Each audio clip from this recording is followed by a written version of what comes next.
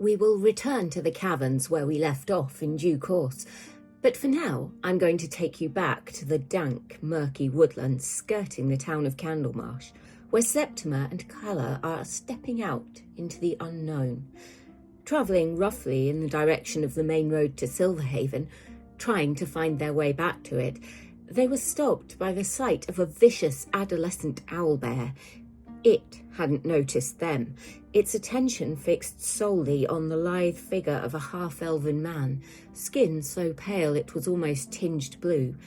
He must be Scottish, dressed in the colours of nature, almost blending into the surroundings, a longbow raised. He fired into the owlbear, which screeched in pain and charged at him, attacking with beak and claws. As he drew his short sword to make another attack, Calla and Septima joined the fray.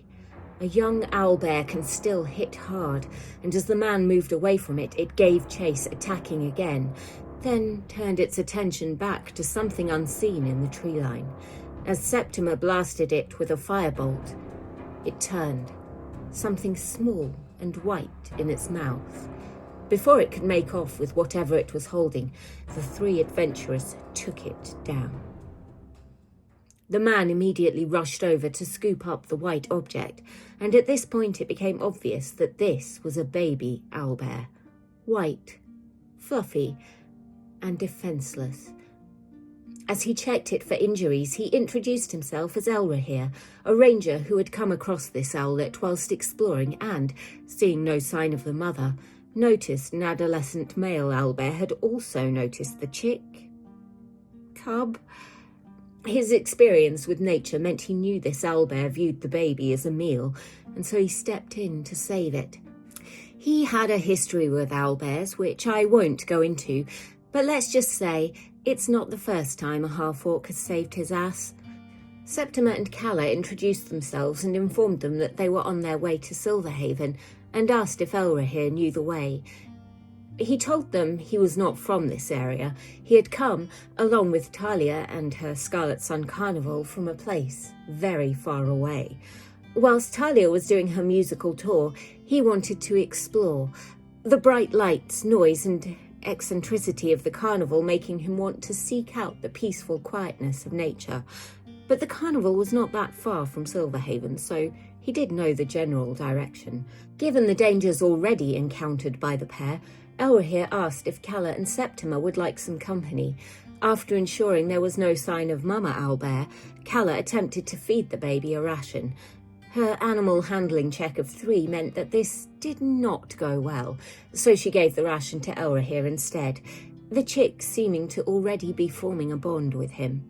Elrahir, knowing how the carnivorous creatures fed, mashed up the ration with some water from his water skin, dropping the resulting gloopy paste into the hungry mouth of the white, fluffy animal, which he then secured in a papoose to his chest as it fluffed up and fell asleep. Continuing north, the trio encountered no further dangers, shortly arriving in a lush forest glade with a large pool of water. Elrahir sank into the tree line, stealthily moving closer to scope things out. Septima followed, her natural elven grace allowing her to glide silently through the trees. Calla went next, focusing intently on keeping quiet and not noticing the trunk of a large tree until she slammed into it with her elbow. Letting out a yelp of pain, she did not see the ripples on the water as a head emerged, looking in their direction, then dipped back below the surface. Luckily, both Elrahir and Septima observed this, and a conversation began over what to do. As the three were debating, the smooth surface of the water once again began to tremble, and a lithe female humanoid with long hair and green skin emerged, smoothly making her way onto a small grassy rock by the edge. She sat, regarding the three. Naked and unarmed, she was tense but non-threatening. Calla waved hello, and the figure stared back, unmoving. Septima recalled from books she had read that there were amphibious races, but she had never met any herself and was unsure what this could be.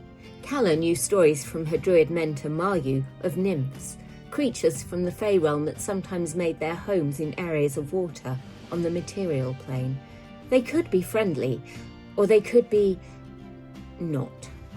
Armed with this information, Elrahir moved closer, a hand hovering by his short sword, the other protecting the owlet beneath his cloak. The figure stared curiously at the suspicious bulge beneath his cloak. Yes, I know how that sounds, and yes, those are the actual words I used in-game to describe it, but made no move. The three were talking about trying to creep round the pool without getting too close, when the figure finally spoke. "Hello." The group realised she had understood everything they'd been saying as she conversed in common. "Are you here to help?" The group moved closer, inquiring what help was needed. The nymph, Taya, spoke of a corruption in the water. Having no concept of time in our sense, she could only say that it had begun several moons ago. She believed the source to be some strange part frog, part human creatures. She had seen them dragging a very dead owlbear past her pool. The stream feeding her home was further north, and she was scared that the corruption would spread. Plants and pond life were dying as a result of this, and she feared for her life, but could not take these frogmen on herself. She promised a reward if the group could clear the corruption. They agreed and asked if she could babysit. She said she could, and Elrahir carefully placed his new friend on the ground, along with more mashed rations. He then used pondweed and algae to try to hide his short silver hair. The party headed north, coming to a stream which flowed down from a large reservoir. Blood streaked the ground, the foundations of long since destroyed buildings being overtaken by nature. Enough was visible for Septima to recognise that this had once been a shrine, though to whom she could not say. 2 more bullywugs stood guard, the group not yet having drawn their attention. Elrahir slipped into the shadows cast by the trees, followed by Septima.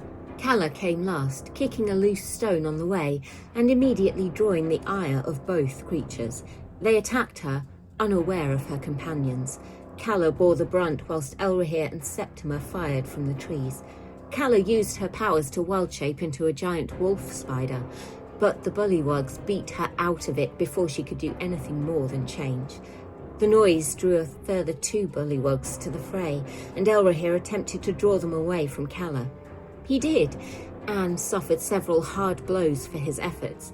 He and Calla were both pretty injured, Septima managing to keep her distance with firebolts and magic missile attacks.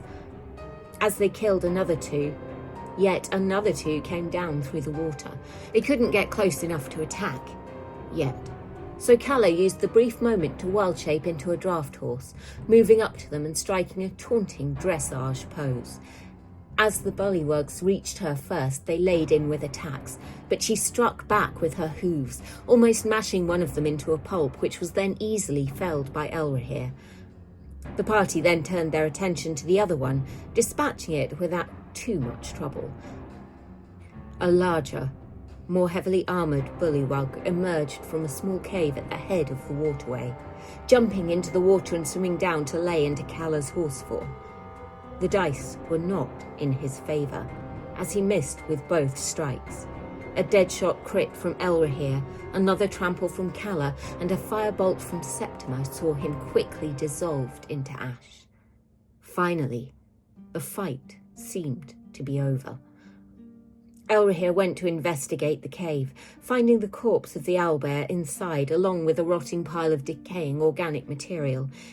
He considered smearing some of the blood of the owlbear on him, thinking the smell might be comforting to the baby, then realising the smell of its mother's blood was probably not the best way to soothe it. The cavern was stone, and as Elrahir took out his tinderbox, Septima eagerly blasted a firebolt into the pile, the cleansing flames taking hold and stopping the decay leaking further into the water. Calla turned back into her half-orc form, and she and Elrahir cleared the area as much as possible, Calla druid crafting little flowers to mask the blood and signs of battle. Between them, she and Elrahir successfully harvested 4 bullywug glands, and she took them all to see if she could use her herbalism skills to do something with them later. Having cleaned up as best they could, they returned to Taya. She was watching for them, her eyes just above the waterline. The little owlbear cheeped in excitement as it saw Elrahir. Taya once more emerged from the water and asked if the mission had been successful. They said it had, and the bullywugs were gone, at least for now.